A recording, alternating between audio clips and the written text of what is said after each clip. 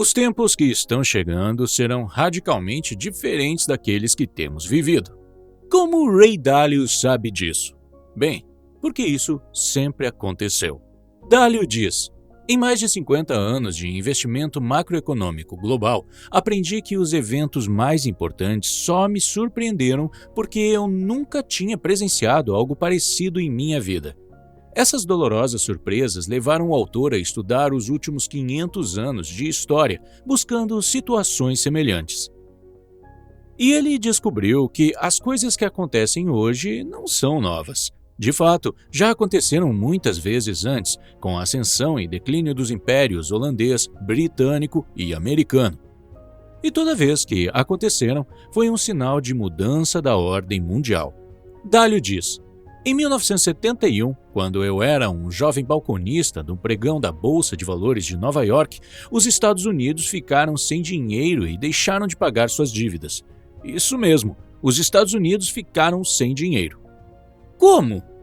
Bem, naquela época o ouro era a moeda usada nas transições entre os países. A moeda de papel, como o dólar, por exemplo, eram como cheques em um talão. Não tinha nenhum valor por si só, além de poder ser trocado por ouro, que era o dinheiro real. Na época, os Estados Unidos estavam gastando muito mais dinheiro do que ganhando, assinando muito mais desses cheques de papel moeda do que tinham em ouro no banco para trocar por eles. Conforme as pessoas iam aos bancos para trocar esses cheques por ouro, a quantidade de ouro nos Estados Unidos começou a diminuir. Logo ficou óbvio que os Estados Unidos não poderiam cumprir suas promessas de trocar todo o papel moeda existente, então as pessoas que tinham dólares correram para trocá-los antes que o ouro acabasse. Reconhecendo que os Estados Unidos ficariam sem dinheiro real, na noite de 15 de agosto, domingo, o presidente Nixon foi à televisão para dizer ao mundo que os Estados Unidos estavam quebrando sua promessa de permitir que as pessoas trocassem seus dólares por ouro. Claro, ele não usou essas palavras. Ele disse isso de forma mais diplomática, sem deixar claro que os Estados Unidos estavam dando calote. Nixon suspendeu a conversibilidade de dólar em ouro temporariamente. 31 anos já passaram desde aquele anúncio de suspensão temporária e a suspensão ainda está ativa. Dalio diz: eu esperava que o mercado de ações despencasse no dia seguinte, então cheguei cedo ao pregão para me preparar. No entanto, quando o sinal de abertura tocou, o mercado estava em alta, bem em alta, e continuou a subir em quase 25%. Aquilo me surpreendeu porque eu nunca tinha experimentado uma desvalorização da moeda antes. Quando mergulhei na história, descobri que exatamente a mesma coisa aconteceu em 1933 e teve exatamente o mesmo efeito. Em 1933, os dólares de papel também estavam lastreados em ouro. Da mesma forma, os Estados Unidos estavam gastando mais papel moeda do que tinham em ouro para trocá-los. E o presidente Roosevelt anunciou no rádio que quebraria a promessa do país de trocar dólares por ouro. Em ambos os casos, quebrar o vínculo com o ouro permitiu que os Estados Unidos continuassem gastando mais do que ganhavam, simplesmente imprimindo mais dólares em papel. Como houve aumento do número de dólares sem aumento da riqueza do país, o valor de cada dólar caiu. Assim que esses novos dólares entraram no mercado sem um aumento correspondente na produtividade, eles foram usados para a compra de muitas ações, ouro e commodities, o que fez com que seus preços subissem. Dalio diz: quando comecei a estudar mais história, vi que exatamente a mesma coisa tinha acontecido muitas e muitas vezes antes. Vi que desde o início dos tempos, quando os governos gastavam muito mais do que arrecadavam em impostos e as condições pioravam, ficavam sem dinheiro e precisavam de mais.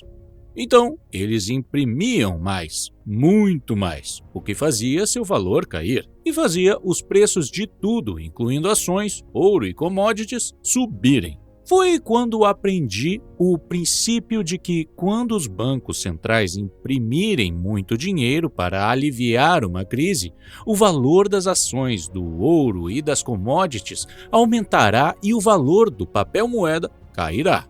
Essa impressão de dinheiro também é o que aconteceu em 2008 para aliviar a crise da dívida impulsionada pelas hipotecas e em 2020 para aliviar a crise econômica causada pela pandemia. e quase certamente acontecerá de novo no futuro. Deixe-me repetir. Isso certamente acontecerá novamente no futuro. Portanto, sugiro que você tenha esse princípio em mente. Outro princípio que você precisa ter em mente é o seguinte: para entender o que virá no futuro, você precisa entender o que aconteceu antes. Esse princípio ajudou Dalio a estudar como a bolha dos anos 1920 se transformou na depressão dos anos 1930, e isso lhe permitiu antecipar e lucrar com a bolha de 2008. Todas essas experiências levaram o autor a olhar para o passado em busca de situações semelhantes para aprender a lidar bem com o futuro. Dalio diz: houve 3 grandes coisas que não tinham acontecido na minha vida e que me levaram a fazer este estudo.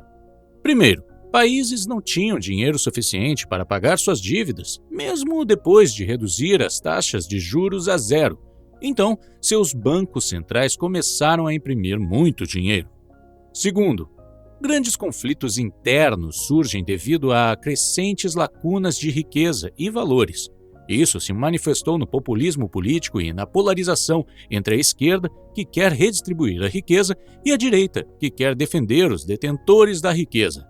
E terceiro, crescente conflito externo entre uma grande potência em ascensão e a grande potência líder, como está acontecendo agora com a China e os Estados Unidos. Então, olhei para trás e vi que todos esses 3 já aconteceram antes, muitas vezes, e quase sempre levaram a mudanças nas ordens domésticas e mundiais. A última vez que isso aconteceu foi de 1930 a 1945. O que exatamente é uma ordem? Pode ser que você pergunte. É um sistema de governo para as pessoas lidarem umas com as outras.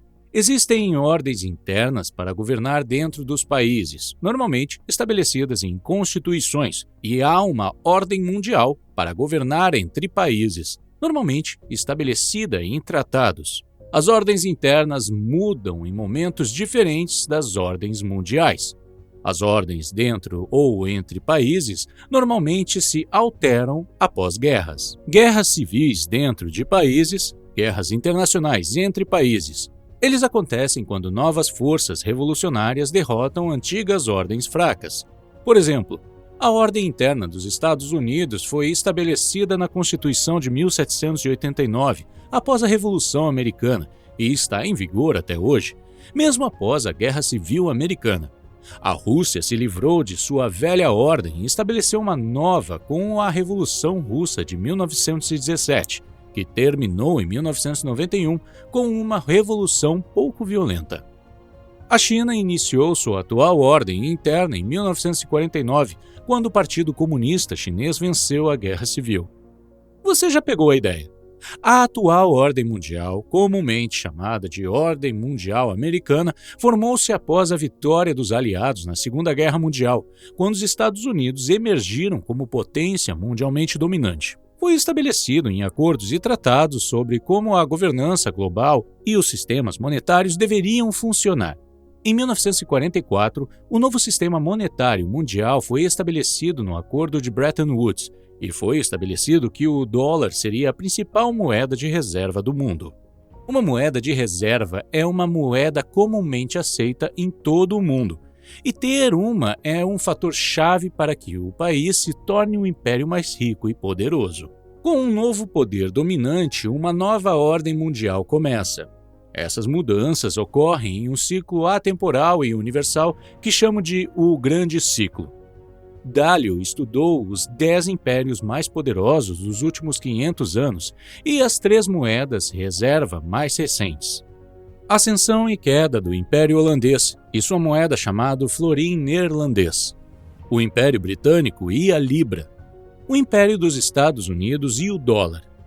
A queda e a ascensão do Império Chinês e suas moedas, bem como a ascensão e queda dos impérios espanhol, alemão, francês, indiano, japonês, russo e otomano. A ascensão e queda de todos esses impérios aconteceu de maneira bastante semelhante. Vejamos agora a sequência típica de eventos que ocorrem dentro de um país ou império e que produz essas ascensões e declínios. Em poucas palavras, o grande ciclo normalmente começa após um grande conflito. Muitas vezes, uma guerra estabelece a nova potência líder e a nova ordem mundial. Já que ninguém quer desafiar esse poder, um período de paz e prosperidade normalmente se segue. E à medida que as pessoas se acostumam com essa paz e prosperidade, apostam cada vez mais na continuidade dessa paz. Elas fazem empréstimos, o que acaba levando a uma bolha financeira. A participação do império no comércio cresce quando a maioria das transações é realizada em sua moeda. Ela se torna uma moeda de reserva, o que leva a ainda mais empréstimos. Ao mesmo tempo, essa prosperidade crescente distribui a riqueza de forma desigual, de modo que a desigualdade entre ricos e pobres cresce. Finalmente, a bolha financeira estoura, levando à impressão de dinheiro, e o conflito interno entre ricos e pobres cresce, o que leva a alguma forma de revolução para redistribuir a riqueza. Isso pode acontecer pacificamente ou em uma guerra civil. Enquanto o Império luta com esse conflito interno, seu poder diminui em relação às potências rivais externas em ascensão. Quando uma nova potência em ascensão fica forte o suficiente para competir com a potência dominante, ocorrem conflitos externos, geralmente guerras. Dessas guerras internas e externas surgem novos vencedores e perdedores. Então, os vencedores se reúnem para criar uma nova ordem mundial e o ciclo recomeça. Se você olhar para trás para a história mundial, poderá ver facilmente que esse ciclo que acabei de descrever se repete e remonta até o Império Romano. Assim como os impérios, nós humanos também passamos por ciclos como nascimento, maturidade, fraqueza e, inevitavelmente, a morte. Os ciclos de vida humanos não são exatamente os mesmos. Mesmo se soubermos que um ser humano vive em média, digamos, 80 anos, algumas pessoas acabam vivendo muito menos e outras vivem mais. Por mais que a idade seja um bom indicador para entender em que ciclo a pessoa está e quando ela vai morrer, uma maneira muito melhor é olhar para os indicadores de saúde. Ao observar os indicadores de saúde, dieta e exercícios de uma pessoa, você pode fornecer previsões muito boas. A mesma coisa pode ser feita com impérios.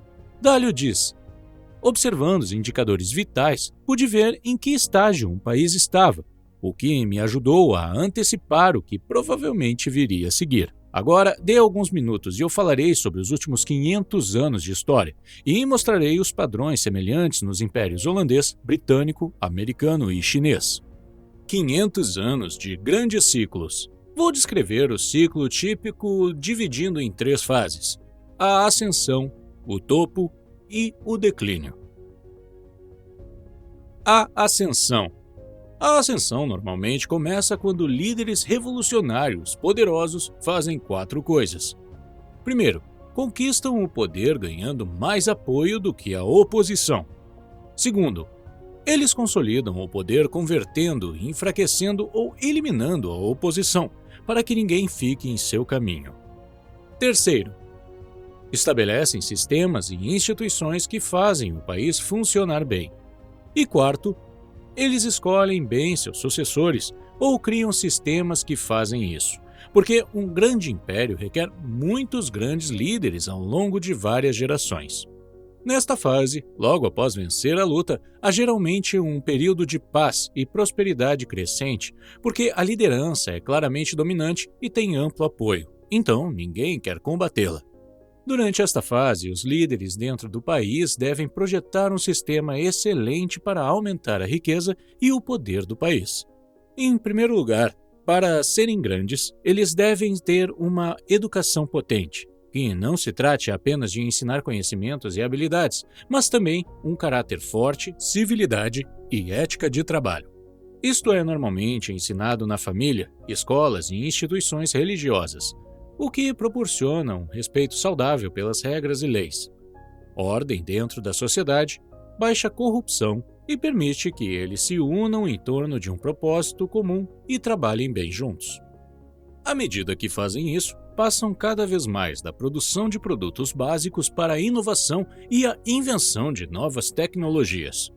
Por exemplo, os holandeses ascenderam para derrotar o Império Habsburgo e se tornaram incrivelmente educados. Eles se tornaram tão inventivos que foram eles que inventaram um quarto de todas as principais invenções do mundo.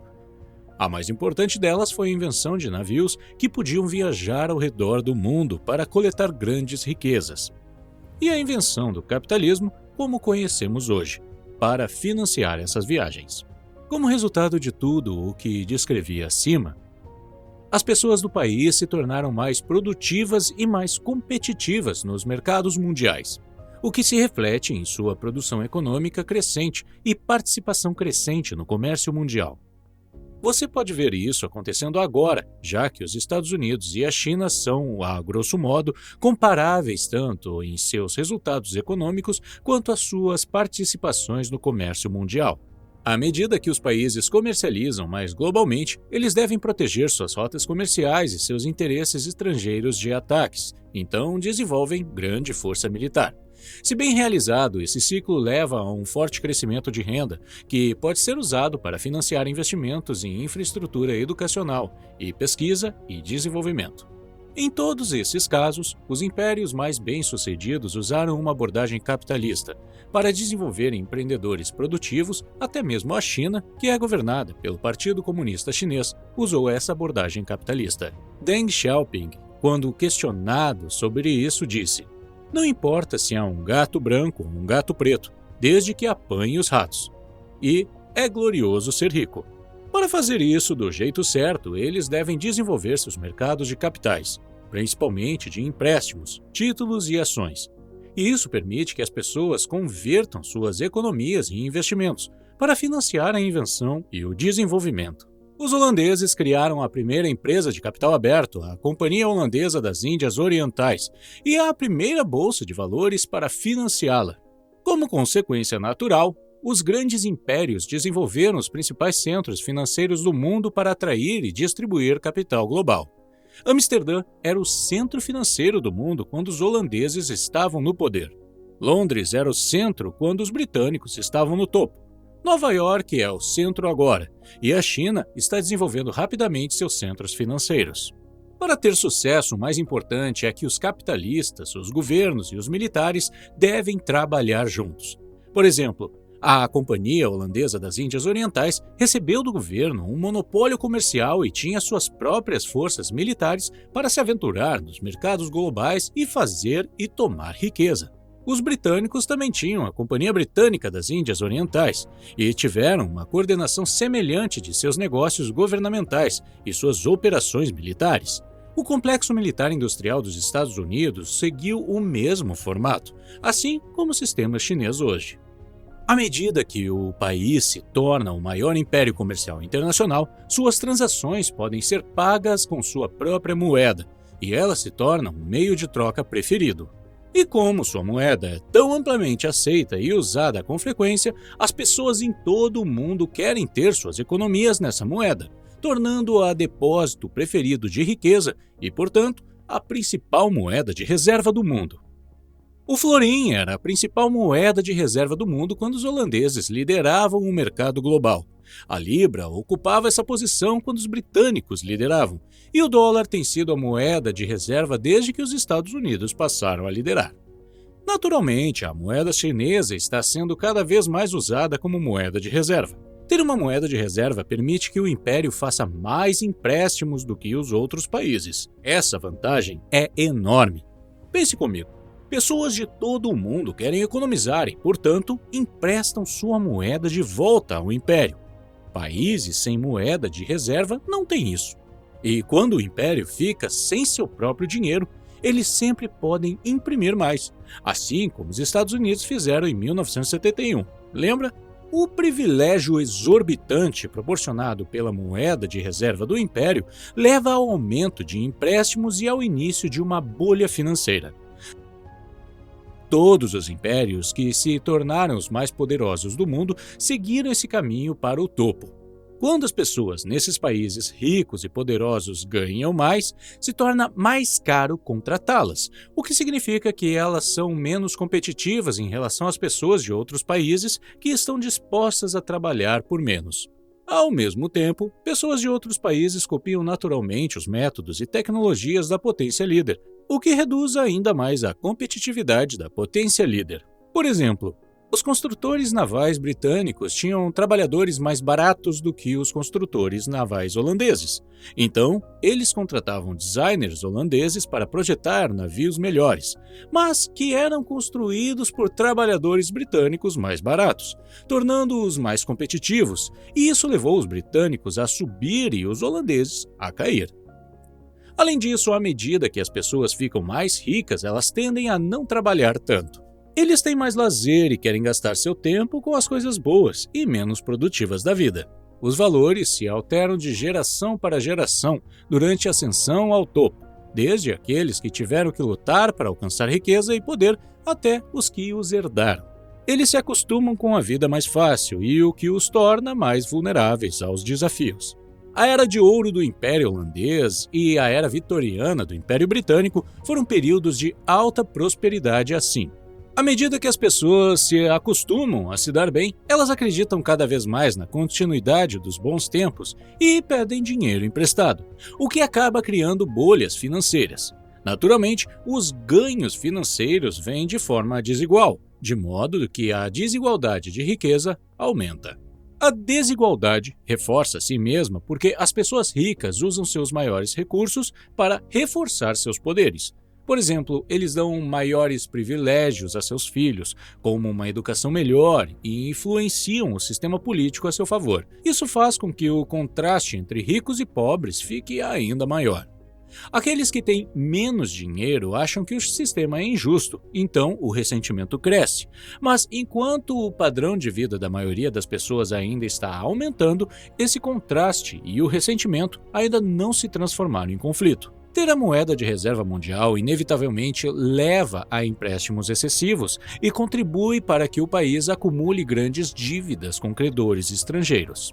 Embora isso aumente o poder de compra no curto prazo, enfraquece a saúde financeira do país e enfraquece a moeda a longo prazo. Em outras palavras, quando os empréstimos e os gastos são fortes, o império parece muito forte, mas suas finanças estão de fato enfraquecendo. O empréstimo sustenta o poder do país e suas forças militares.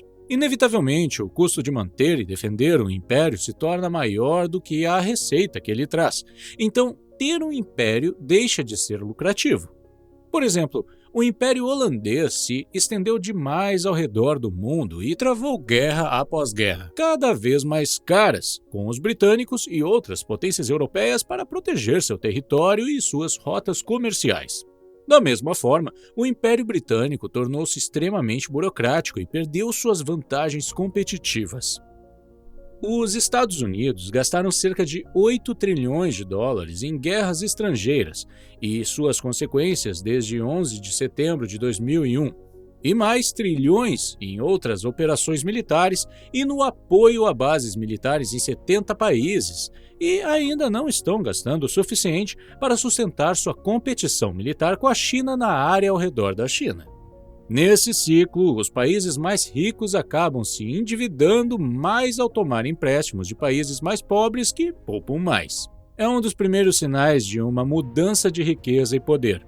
Isso começou nos Estados Unidos na década de 1980, quando tinham uma renda per capita 40 vezes maior que a da China, mas começou a tomar empréstimos de chineses que queriam economizar em dólares, porque o dólar era a moeda reserva mundial. Da mesma forma, os britânicos tomaram muito dinheiro emprestado de suas colônias muito mais pobres e os holandeses fizeram o mesmo quando estavam no topo. Se o império começa a ficar sem novos credores, aqueles que detêm sua moeda começam a vender e sair, e a força do império começa a declinar. O declínio. O declínio vem da fraqueza econômica interna e lutas internas ou lutas externas muito custosas, ou ambas. Normalmente, o declínio ocorre gradualmente e, em seguida, vem uma fase de declínio repentino. Quando as dívidas se tornam muito grandes e há uma recessão econômica e o império não pode mais emprestar o dinheiro necessário para pagar suas dívidas, a bolha financeira estoura. Isso cria grandes dificuldades internas e obriga o país a escolher entre deixar de pagar suas dívidas ou imprimir muito dinheiro novo. O país sempre opta por imprimir muito dinheiro novo, no início gradualmente e depois massivamente. Isso desvaloriza a moeda e aumenta a inflação. Para os holandeses, a crise financeira foi trazida pelo excesso de gastos e os custos da Quarta Guerra Anglo-Holandesa. Da mesma forma, para os britânicos, foi quando tiveram que pagar seus gastos excessivos e suas dívidas trazidas pelas duas guerras mundiais. E para os Estados Unidos, foram 3 ciclos de booms e colapsos no financiamento da dívida desde os anos 90, com o Banco Central intervindo com medidas mais fortes todas as vezes. Quando o governo tem problemas para se financiar, quando há más condições econômicas e o padrão de vida da maioria das pessoas está em declínio e há grande riqueza e lacunas políticas, cresce muito o número de conflitos internos entre ricos e pobres, bem como entre diferentes grupos étnicos, religiosos e raciais. Isso leva ao extremismo político, que aparece como populismo de esquerda ou de direita. Os da esquerda procuram redistribuir a riqueza, enquanto os da direita procuram manter a riqueza nas mãos dos ricos. O típico é que, durante esses períodos, os impostos sobre os ricos aumentem, e quando os ricos temem que sua riqueza e bem-estar sejam retirados, eles se mudem para lugares ativos e moedas que os façam se sentir mais seguros. Este processo reduz a receita tributária do império. Quando a saída de riqueza fica ruim o suficiente, os governos a proíbem e aqueles que pretendem sair começam a entrar em pânico. Essas condições turbulentas minam a produtividade, o que encolhe a economia e causa mais conflitos sobre como dividir os recursos cada vez menores. Líderes populares emergem de ambos os lados e prometem assumir o controle e restaurar a ordem. É quando a democracia é mais desafiada, porque não consegue controlar a anarquia, e é quando a mudança para um líder popular forte tem mais probabilidade de acontecer. À medida que o conflito dentro do país aumenta, ele leva a alguma forma de revolução ou guerra civil para redistribuir a riqueza e forçar as grandes mudanças necessárias. Isso pode ser pacífico e manter a ordem existente, mas com mais frequência acaba sendo violento. Por exemplo, a Revolução de Roosevelt para redistribuir a riqueza foi relativamente pacífica e manteve a ordem interna existente, enquanto a Revolução Francesa, a Revolução Russa e a Revolução Chinesa foram muito mais violentas e levaram a novas ordens internas. Quando há conflito interno, ele torna o império fraco e vulnerável a rivais externos crescentes, que veem essa fraqueza doméstica e ficam tentados a desafiar o império. Isso aumenta o risco de um grande conflito internacional, especialmente se o rival construir um exército comparável. Defender a si mesmo e seu império contra rivais requer grandes gastos militares, com os quais o império não pode arcar a esse ponto, principalmente porque as condições econômicas estão se deteriorando dentro do império. Como não existe um sistema viável para resolução pacífica de disputas internacionais, esses conflitos são normalmente resolvidos por meio de testes de poder. À medida que os desafios maiores e mais ousados são feitos, o império líder se depara com a difícil escolha de lutar ou recuar. Lutar é perder e é o pior resultado, mas recuar também é ruim porque sinaliza que o império é fraco para os países que estão considerando de que lado ficar. As más condições econômicas causam mais lutas por riqueza e poder, o que inevitavelmente leva a algum tipo de guerra. As guerras são terrivelmente caras e, ao mesmo tempo, produzem mudanças gigantes.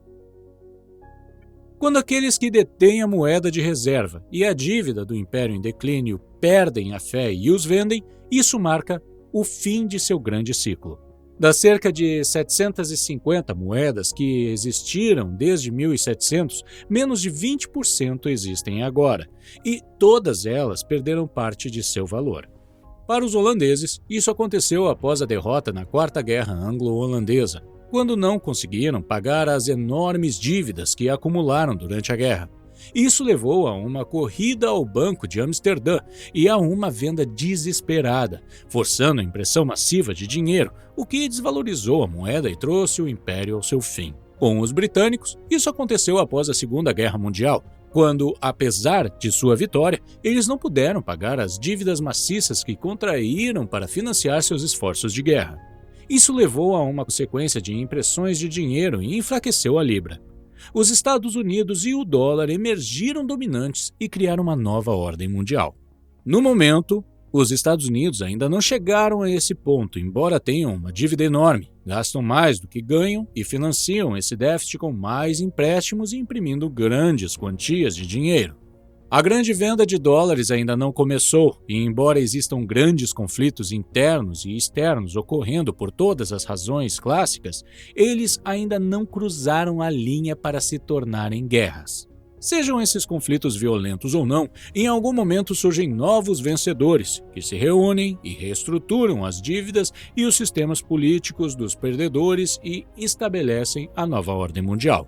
Então, o velho ciclo e império termina. E o novo começa e eles fazem tudo de novo.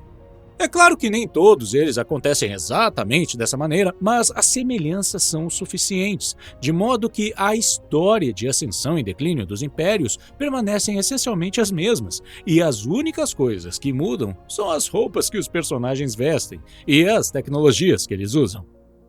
Então, para onde estamos indo agora? O futuro. A maior parte do declínio do império é inevitável.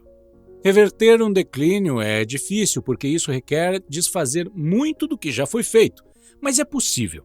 Ao olhar para os indicadores de saúde do império, fica muito fácil ver em qual estágio do grande ciclo o império está, quão apto está e se sua condição está melhorando ou piorando, o que pode ajudar a estimar quantos anos ainda lhe faltam.